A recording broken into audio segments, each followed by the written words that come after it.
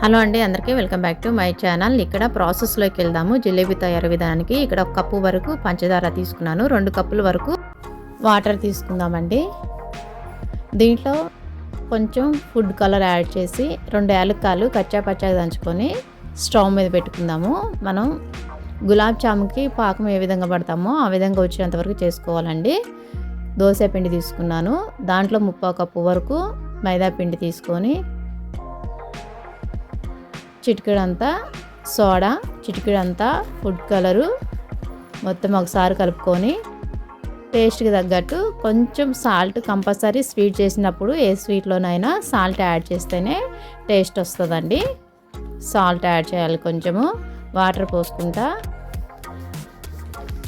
మొత్తము కలుపుకుందామండి. జారుగా కొంచెం కొంచెం వాటర్ యాడ్ చేసుకుంటా చూడండి ఈ విధంగా జారుగా కలుపుకుందాము. ఈ విధంగా కలుపుకొని పక్కకు పెట్టుకుందాము. రెండో జిలేబీ అంటే రెండో స్టెప్పు ఓన్లీ మైదా పిండి ఈనోతో తయారు చేస్తున్నానండి.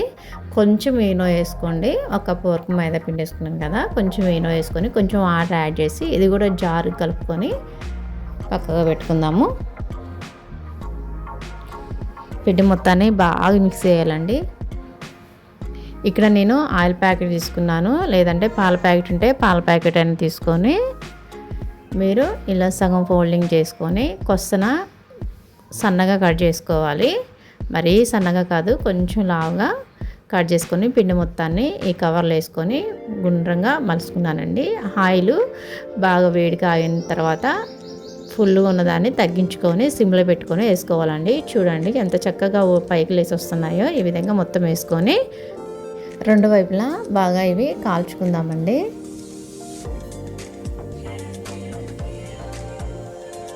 అంతేనండి. వీటిని తీసి ఒక పక్కగా గిన్నెలో వేసుకుందాం. మనం ఇందాక చక్కెర పాకం పట్టాము కదా, ఆ పాకంలో నిమ్మకాయని పిండుకోవాలి. పాకం అనేది బాగా చిక్కగా పడుకొని ఉండాలి. చేసుకున్నటువంటి జిలేబీని ఈ మొత్తము ఒక 5 మినిట్స్ పాటు ఈ విధంగా ఉంచుకొని తీసుకోవాలండి. అచ్చం బజార్లో దొరికే జిలేబీ వలే ఉంటుందండి. చాలా టేస్టీగా హెల్తీగా ఇంట్లోనే తయారు చేసుకోవచ్చు. ఫ్రెండ్స్, ఈ వీడియో నచ్చితే తప్పకుండా లైక్ చేయండి, సబ్స్క్రైబ్ చేయండి, షేర్ చేయండి.